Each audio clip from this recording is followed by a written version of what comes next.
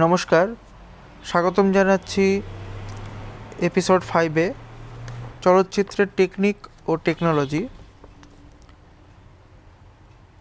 আজ যে টপিকটা নিয়ে আমি আলোচনা করতে চাই তা হলো নাটক ভার্সেস সিনেমা, অর্থাৎ নাটক বনাম সিনেমা। এটাই হলো আজকের টপিক। সিনেমাকে এইভাবে নাটকেরই বিভিন্ন রূপ হিসেবে মনে করার কারণটা কিন্তু খুবই সহজ। সিনেমার আদিকাল থেকে আজ পর্যন্ত চিত্রকারেরা সিনেমার বিভিন্ন কলাকৌশলের সাহায্য নিয়ে পর্দায় নাটকই কিন্তু দেখিয়ে এসেছেন। তবে এটা অবশ্য সময় ও সকলের কাছে স্পষ্ট ছিল যে চিত্রায়িত নাটক মঞ্চস্থ নাটকের থেকে কিন্তু আলাদা, এবং নাটকের সঙ্গে চলচ্চিত্রের সম্পর্কের ভিত্তিতে চলচ্চিত্রের ইতিহাস রচনা করাও সম্ভব। এমন ছবিও দেখা যায় যা মঞ্চস্থ নাটকের চেয়ে তেমন বেশি কিছু নয়। আবার ছবি আছে এমন যা অনেক কম নাট্যধর্মী এবং প্রায় পুরোপুরি চলচ্চিত্র সুলভ। বিষয় সংক্ষেপের জন্য আমি এখানে শুধু কাহিনী চিত্র নিয়ে আলোচনা করব। অন্য সমস্ত মূলত অকাহিনী চিত্র, যেমন তথ্যচিত্র, বৈজ্ঞানিক চিত্র, তথাকথিত আর্ট ফিল্ম সমালোচনার বাইরে থাকবে। গল্প মঞ্চস্থ করা হোক আর চিত্রায়িত করা হোক, তা কোনো ক্রিয়াকলাপেরই চিত্রণ, কেবল ভিন্ন ভিন্ন উপায়ে গল্পটিকে তুলে ধরা হয়েছে। প্রধান বহিস্থ পার্থক্যটির কথা সকলেরই জানা। নাটক রয়েছে অভিনেতার দৈহিক পরিস্থিতির প্রত্যক্ষ বাস্তবতা, কিন্তু অভিনেতাকে কাজে লাগাচ্ছেন যথেষ্ট প্রথাগত ও রূপারোপিত শব্দ, ভঙ্গি ও দৃশ্যসজ্জাকে, অর্থাৎ জীবন্ত অভিনেতা এবং অবাস্তব ভাষা ও ভঙ্গি। ছবিতে অভিনেতার কোনো প্রত্যক্ষ বাস্তবতা নেই, কিন্তু অনুপস্থিত অভিনেতাকে ব্যবহার করেছেন সাধারণ শব্দ, তুলে ধরেছেন স্বাভাবিক ভাবভঙ্গি, দৃশ্যসজ্জাও বেশিরভাগ সময় অস্বাভাবিক ও প্রথাগত কিন্তু থাকে না। অর্থাৎ অবাস্তব অভিনেতা এবং বাস্তববাদী ভাষা ও ভঙ্গি কিন্তু এর প্রধান লক্ষণ। আমি বলছি এটা একটা বহিস্থ পার্থক্য। অচিরেই দেখব যে আরও একটা বেশি মৌলিক পার্থক্য কিন্তু রয়েই গেছে, কিন্তু বহিস্থ হলেও, এক্সটার্নাল হলেও পার্থক্যটির শৈলী ও আদর্শের দিক থেকে কিন্তু গুরুত্বহীন নয়।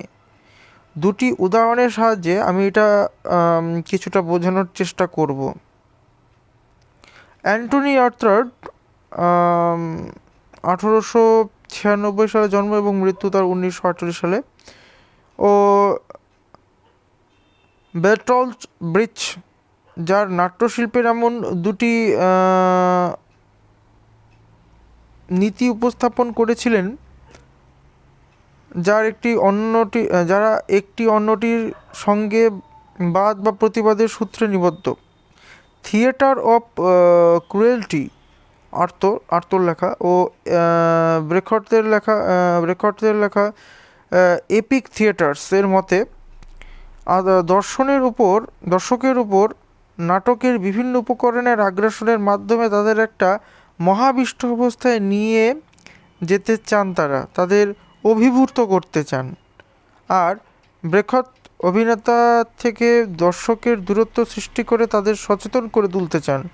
উভয় পদ্ধতিরই নিজস্ব অসুবিধা রয়েছে। প্রথম পদ্ধতি এক ধরনের উন্মাদনার দিকে ঠেলে দেয়, যা আর্তর নিজের জীবনের নিজের জীবনের দ্বারাই প্রমাণিত। এরা দুজনেই চলচ্চিত্রের সঙ্গে সবিশেষ পরিচিত ছিলেন এবং চলচ্চিত্রকে কিছু পরিমাণ প্রভাবিত করেছিলেন। আর্তো দ্রেয়ারের দ্য প্যাশন অব জোয়ান অফ আর্ক ও আবেল গ্যাসের নেপোলিয়ন ছবিতে অভিনয় করেছিলেন। দুজন অত্যন্ত আবেগপ্রবণ ব্যক্তিকে নিয়ে অত্যন্ত এক্সপ্রেশনিক্যালি পারফেক্ট দুটো ছবি। ব্রেখতের প্রসঙ্গে তার দি থ্রি পেনি অপেরা এই ছবিটির এই ধরনের প্রমুখ ছবির বুর্জোয়া ফিল্মস আদর্শ সম্পর্কে তার সমালোচনা কিন্তু সুবিদিত। আর্তো ব্রেখটের এই দুই ভিন্ন প্রবণতা সের্গেই আইজেনস্টাইনের মধ্যে এসে মিলেছে। আইজেনস্টাইন ছিলেন তাদের সমসাময়িক। আর্তোর মতো তিনিও মেক্সিকো গিয়েছিলেন অনেকটা একই কারণে। ব্রেখতের মতো তিনিও তার শিল্পের জন্য এক বাস্তববাদী অঙ্গিকের সন্ধান পেয়েছিলেন। তার সমাপ্তি আর্তের মতো সম্পূর্ণ উন্মত্ততার মধ্যে নয়, তবে তার কারণ সম্ভবত তার স্বতন্ত্র অভিঘাত এবং ডায়োনিসিয়ান ও অ্যাপোলোনিয়ান ব্যক্তিসত্তার মধ্যে অস্তিত্বের যে বৈপরীত্য সৃষ্টি করে তিনি তাকে অতিক্রম করতে সক্ষম হয়েছিলেন, তা কিন্তু অনস্বীকার্য। ডায়োনিসিয়ান অভিঘাত, যাকে বলা যায় অতি সুলভ উল্লাস প্রবণতা, এবং অ্যাপোলোনিয়ান অভিঘাত, যাকে বলা যায় ব্রেখট সুলভ কাব্যগীতি প্রবণতা, দুই উন্মাদনার জন্য প্রবলভাবে সচেষ্ট। এটা বিস্ময়কর নয় যে আইজেনস্টাইনের দুটি প্রধান প্রেরণা হলো মোৎসার্ট অ্যাপোলোনিয়ান ও ওয়াগনার ডায়োনিসিয়ান। এই তিন মহান শিল্পীর অভ্যন্তরীণ সম্পর্ককে অন্যান্য অনুষঙ্গে ও আরও দূর পর্যন্ত বিচার করে দেখা সম্ভব। আমার মনে হয় আমি যে বলেছিলাম চলচ্চিত্র ও নাটকের মধ্যে পূর্বোক্ত পার্থক্যটি বহিস্থ হলেও গুরুত্বপূর্ণ তা প্রমাণিত হয়েছে, তবু এর মধ্যে বিভিন্ন ধরনের নাট্যধর্মী ছবি চিত্রায়িত নাটকের মধ্যে পার্থক্য নির্দেশে যতটা সুবিধা হয়, সাধারণভাবে ছবি ও নাটকের মধ্যে পার্থক্য নিরূপণে ততটা কিন্তু হয় না। সিনেমার নিজস্ব ভাষা রয়েছে। আমি এবার চলচ্চিত্রের মধ্যেকার চিত্রভাষাকে আরও নির্দিষ্ট করে বোঝাতে চাই। মঞ্চে বা পর্দায় যে গল্প বা নাটকের রূপ দেওয়া হয়েছে তা অবশ্যই দর্শকের মনে লেগে থাকে। চলচ্চিত্রের বাস্তবতাতীত স্থান ও কাল সৃষ্টির বিশেষ কিছু পদ্ধতি আছে, সেগুলো কতটা কাজে লাগানো গেছে তার উপর একটা ছবি কতটা চলচ্চিত্রধর্মিতা নির্ভর করে। কোনো ছবিতে যে সমস্ত বিভিন্ন উপাদান থাকে একমাত্র তার ভিত্তিতেই সেই বিচারেই কোনো ছবিকে ফিল্ম বলা যাবে কি যাবে না তা নির্ভর করতে পারে। আর তাহলে যে সমস্ত পদ্ধতিতে একমাত্র চলচ্চিত্র প্রযুক্তির মাধ্যমেই সম্ভব, সিনেমা হলো সেই সব পদ্ধতির যোগফল মাত্র, যা সিনেমাকে অন্যান্য শিল্প মাধ্যম থেকে স্বতন্ত্র করে। ফলে আমাদের কাজ হলো ছবির অন্তর্গত এই সব চলচ্চিত্রগত উপাদানকে চিহ্নিত করা। স্থান ও কাল সংগঠনে বিশেষভাবে চিত্রসুলভ উপায়গুলি কিন্তু আমি বর্ণনা করছি এইভাবে। প্রথমত দুটি ভাগে ভাগ করা হয়। প্রথমটি হলো কাল আর দ্বিতীয়টি হলো স্থান। কালের ভেতরে আবার দুটো ভাগ আছে। কাল হলো গতির সাহায্যে আর দুই হচ্ছে ধ্বনির সাহায্যে।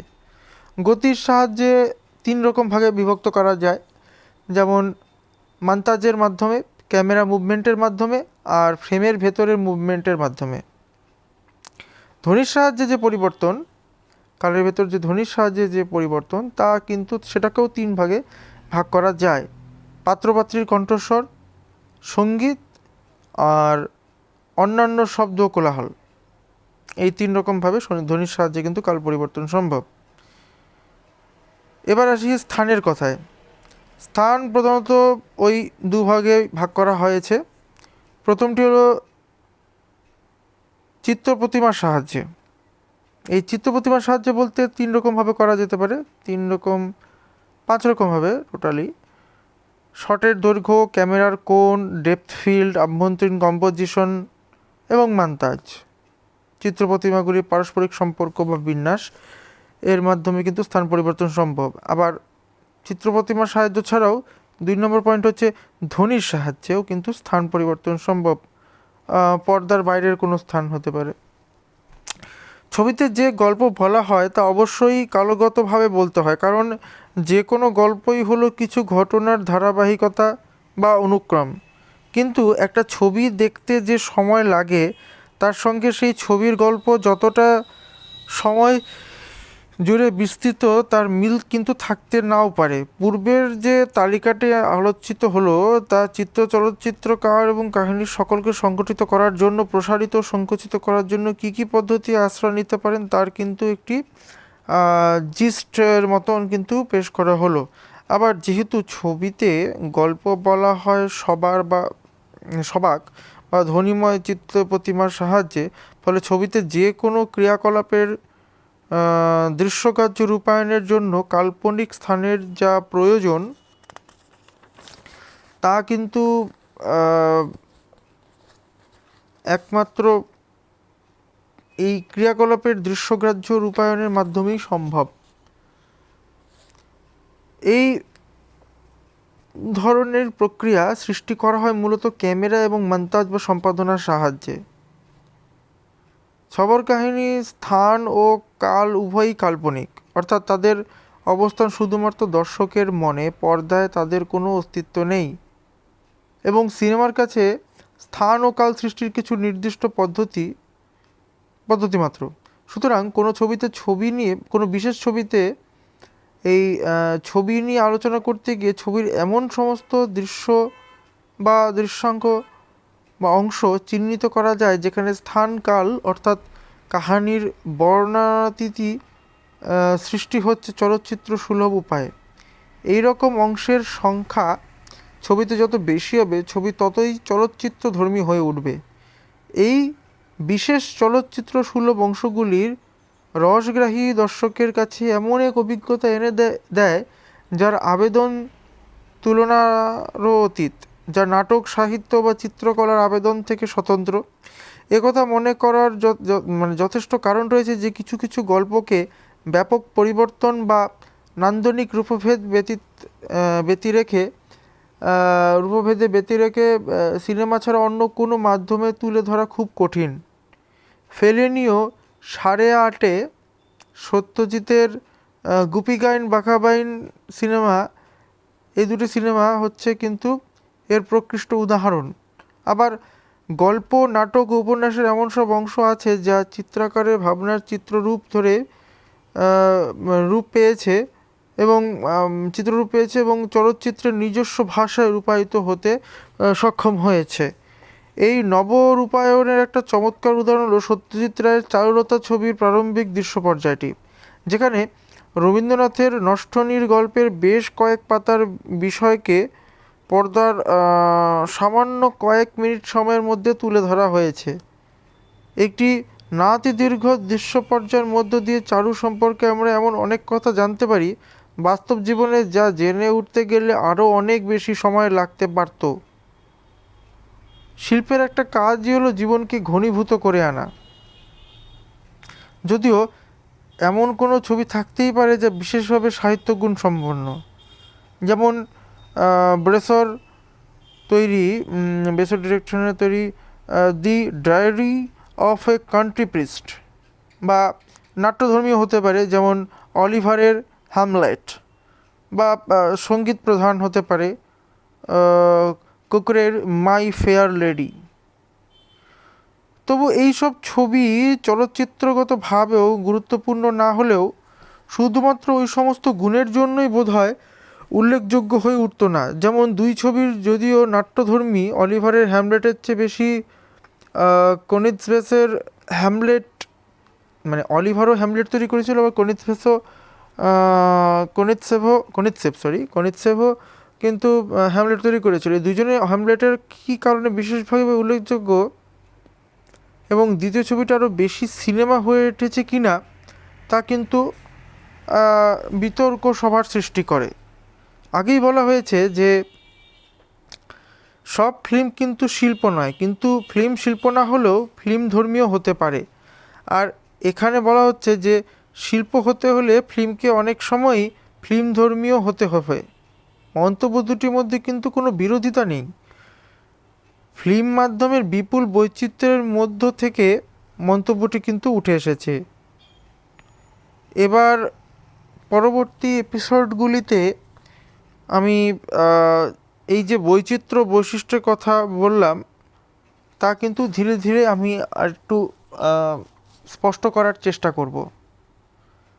এর পরবর্তী এপিসোডে আমি চলচ্চিত্রের শিল্পরূপ নিয়ে বিস্তারিত আলোচনা করব। এই চলচ্চিত্রের শিল্পরূপ প্রলসুরের লেখা। এটি চলচ্চিত্রের টেকনিক ও টেকনোলজি এই গ্রন্থটির অন্তর্গত।